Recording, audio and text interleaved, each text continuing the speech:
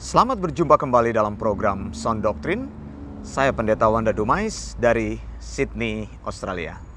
Maranatha, Tuhan Yesus segera datang.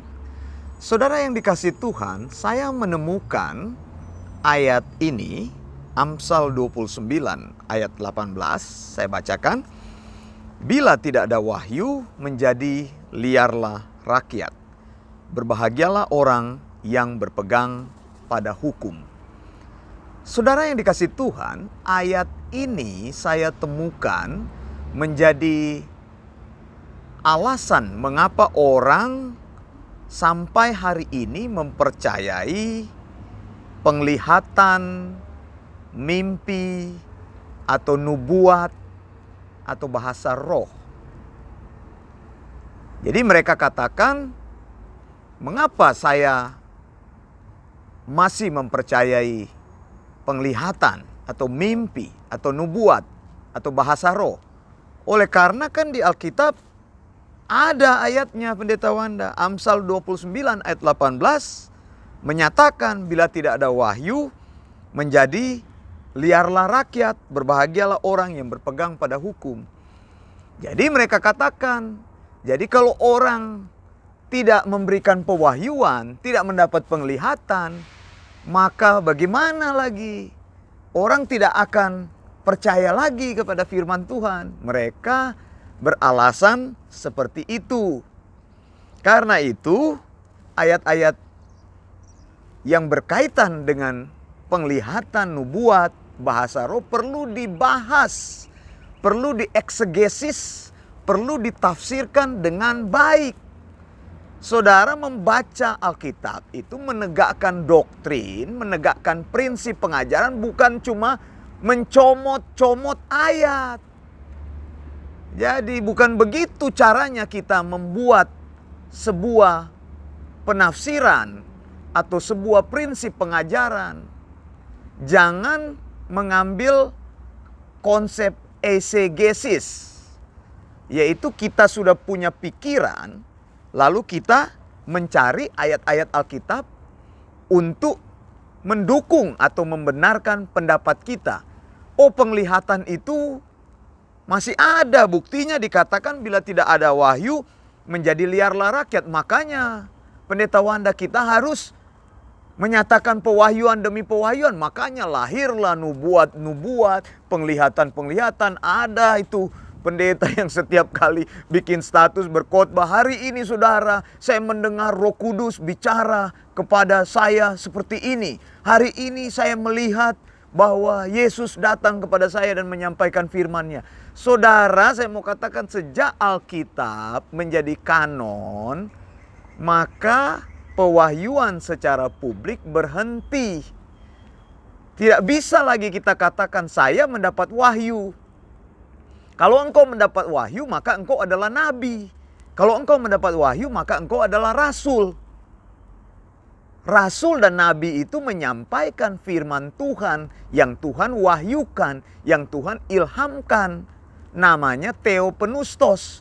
Kalau masih ada nabi dan masih ada rasul, maka Alkitab tidak pernah selesai. Akan terus ada firman Tuhan yang baru, akan terus ada pewahyuan yang baru, akan terus ada ilham yang baru. Maka Alkitab tidak pernah selesai-selesai. Ada orang terus yang memunculkan firman Tuhan. Nah, pertanyaannya, bagaimana caranya kita mempercayai firman Tuhan kalau firman Tuhan tidak punya patokan yang jelas? Nah, saudara yang kekasih, kita lihat ayat ini. Apa yang dikatakan oleh Alkitab? Amsal 29 ayat 18. Di dalam bahasa Inggris, King James Version bilang, where there is no vision, the people perish. But he that keepeth the law, happy is he. Masoretic text berbunyi seperti ini. Jadi bahasa aslinya, Alkitab dalam bahasa Ibrani bilang, Ben kason yiparaam wasomer Torah asereho. Ada kata yang penting di situ, yaitu kata kason. Kata kason itu dari kata dasar kasah. Kason itu artinya vision, oracle, atau profesi. Jadi penglihatan. Jadi ada oracle itu orang-orang yang menjadi medium. Orang-orang yang menjadi pengantara. Lalu ada profesi. Jadi kata kason itu bicara mengenai divine communication. Jadi arti penglihatan yang Tuhan bicarakan di sini, bila tidak ada wahyu di sini, jadi wahyu di sini berhubungan dengan penglihatan. Wahyu di sini berhubungan dengan nubuat, profesi. Wahyu di sini berhubungan dengan oracle. Ada manusia yang menjadi medium, menjadi pengantara, di mana nubuat Allah itu perlu disampaikan. Jadi ada channelnya. Nah, kalau kita bicara tentang wahyu, wahyu itu dekat dengan vision, penglihatan. Kalau kita bicara tentang wahyu, wahyu itu dekat dengan nubuat. Makanya engkau jangan ngeyel katakan mau bernubuat. Lalu bilang ke saya, Pak Wana, nanti nubuatnya kan diuji dengan Alkitab. Bagaimana caranya menguji nubuatmu? Kalau Alkitab sendiri sudah tamat, sudah finish. Alkitab tidak akan ditambah lagi. Kalau Alkitab ditambah lagi, maka banyak orang mengaku saya nabi. Mereka menjadi channel, saya rasul. Mereka menjadi medium. Kalau mereka menjadi medium, maka mereka akan menyampaikan wahyu Allah. Karena mereka menganggap dirinya sebagai channel. Di Amerika itu banyak yang namanya self-claim prophet. Jadi nabi yang mengangkat dirinya sendiri. Rasul yang mengangkat dirinya sendiri sebagai rasul. Nah, kalau saudara mau mengangkat diri sebagai nabi, ya silakan saja, saya tidak bisa melarang.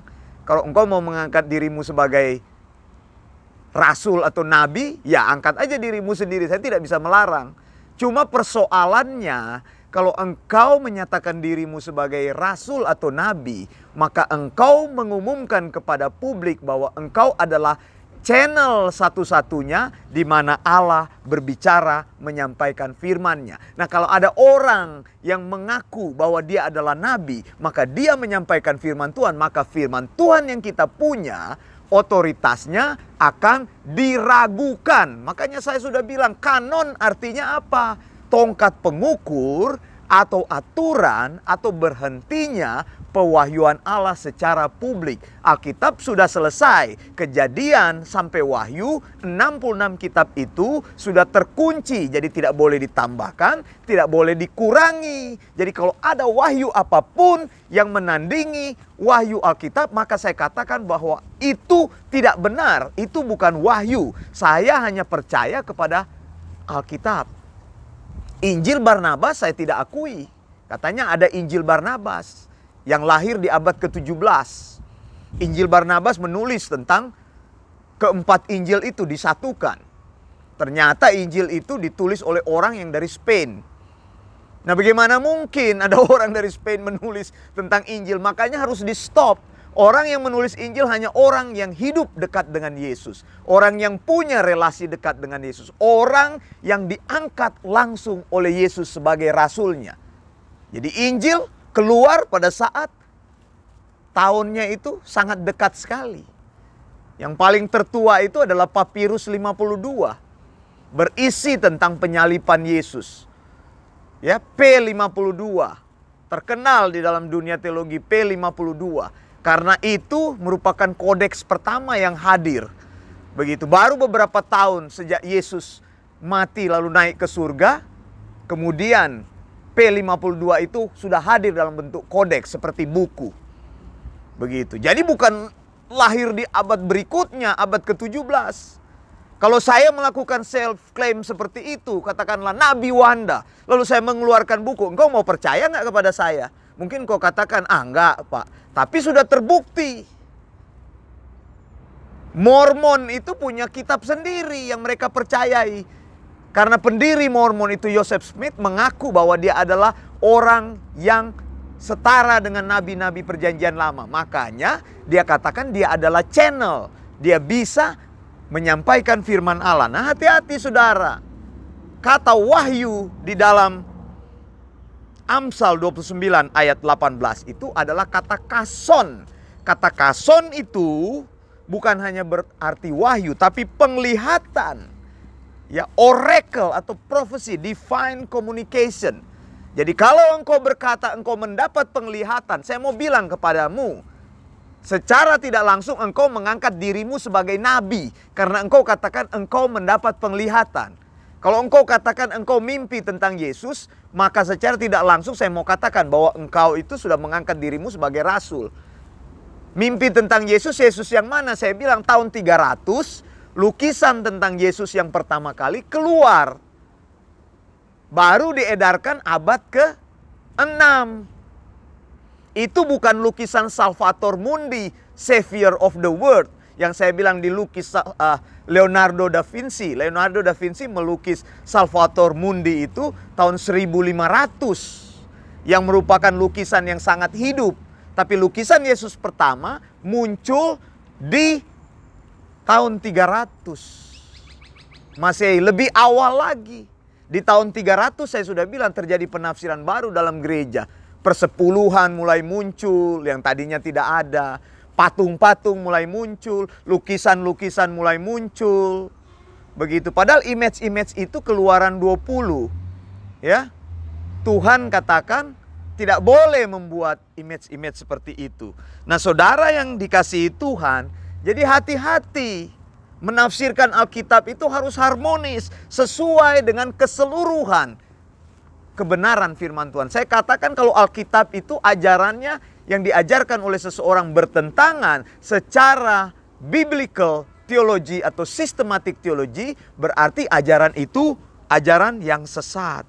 Nah, saudara, firman Tuhan katakan di sini kalau kita mau baca, tanpa vision, tanpa penglihatan, tanpa nubuat, tanpa komunikasi ilahi, maka umat menjadi liar. Mengapa umat menjadi liar? Karena tidak ada firman Tuhan. Orang bertindak sesuka hati. Pada waktu itu belum ada firman Tuhan yang dituliskan secara lengkap. Begitu. Firman Tuhan hanya disampaikan melalui nabi. Kalau nabi tidak berfirman, Tuhan tidak berfirman melalui nabi, maka tidak ada firman yang disampaikan. Orang belajar kepada siapa? Keadaan liar ini pernah terjadi pada zaman Asa. 2 Tawarik 15 ayat 3. Lama sekali Israel tanpa Allah yang benar, tanpa ajaran daripada imam, dan tanpa hukum. Akibatnya apa? Orang Israel melupakan Allah. Orang Israel tidak punya ajaran. Orang Israel tidak punya hukum. Saudara, sekali lagi ajaran. Penting ajaran itu. Kalau tidak ada penyampaian firman Tuhan, maka kita tidak tahu kebenaran itu seperti apa. Jadi doktrin itu penting. Dan dalam hal ini dikatakan kalau tidak ada vision. Mengapa tidak ada vision? Karena Tuhan tidak berfirman. Kalau Tuhan tidak berfirman kepada para nabi, maka umat tidak menerima firman. Kalau umat tidak menerima firman, maka umat menjadi liar. Jadi tujuan pemberian vision itu, penglihatan itu, wahyu itu atau nubuat itu adalah pewahyuan Allah untuk mengajar umatnya agar umatnya belajar hukum-hukum Allah, keeping God's law. Nah, sekarang kita sudah punya firman yang tertulis, kita punya logos. Kata logos itu selalu diterjemahkan firman Allah. Jadi saudara, saya ulangi, kalau teologi itu dari dua kata, theos dan logos. Di sekolah teologi kami, Eleos Theological School, saya selalu sampaikan, teologi itu bukan sesuatu yang berat. Teologi itu terdiri dari dua kata, theos dan logos. Kalau kita bicara mengenai teologi, theos dan logos, berarti yang pertama, theosnya itu harus benar dulu. Theos itu adalah Allah. Engkau harus mengakui keberadaan Allah. Allahmu itu siapa? Allah itu harus jelas. Kita tidak membuktikan keberadaan Allah. Kita tidak membuktikan siapa itu Allah. Tapi kita mengakui keberadaan Allah. Alkitab juga mengakui keberadaan Allah. Jadi theos, Allahmu itu siapa? Kalau Allah yang saya sembah, Allah Abraham, Ishak dan Yakub. Allah yang menyatakan diri di dalam Yesus, itu Allah yang kita kenal. Di dunia ini banyak sekali Allah, saudara. Engkau pergi ke Arab, banyak Allah yang disembah di sana. Engkau pergi ke tempat lain, banyak Allah yang disembah. Orang-orang menyembah Allah yang berbeda-beda. Tapi kita sendiri punya Allah yang sudah kita tahu. Allah Alkitab, Allah Abraham, Ishak dan Yakub, Allah yang menyatakan diri dalam Yesus. Lalu logos apa? Kita hanya bisa mengenal Allah di dalam logosnya, di dalam firman-Nya. Nah, kalau firman Allah sudah dinyatakan, kalau firman Allah sudah lengkap, Kejadian sampai Wahyu, 66 kitab, Kitab Perjanjian Lama 39 kitab, Kitab Perjanjian Baru 27 kitab. Di kanon artinya itu tongkat pengukur, artinya aturan berhentinya pewahyuan publik. Alkitab adalah wahyu Allah yang absolut, wahyu Allah yang ineran, wahyu Allah yang infallible. Ineran artinya apa? Tidak pernah salah. Infallible artinya apa? Tidak mempunyai peluang untuk menjadi salah. Artinya Alkitab adalah wahyu yang final, absolut, mengatur keseluruhan hidup kita. Kalau sudah punya Alkitab, maka kita tidak membutuhkan penglihatan, nubuat, atau wahyu, atau bahasa roh. Semua yang berkaitan dengan hal-hal yang menjadi medium. Saya Pendeta Wanda Dumais dari Sydney, Australia. Maranatha, Tuhan Yesus segera datang. Blessings.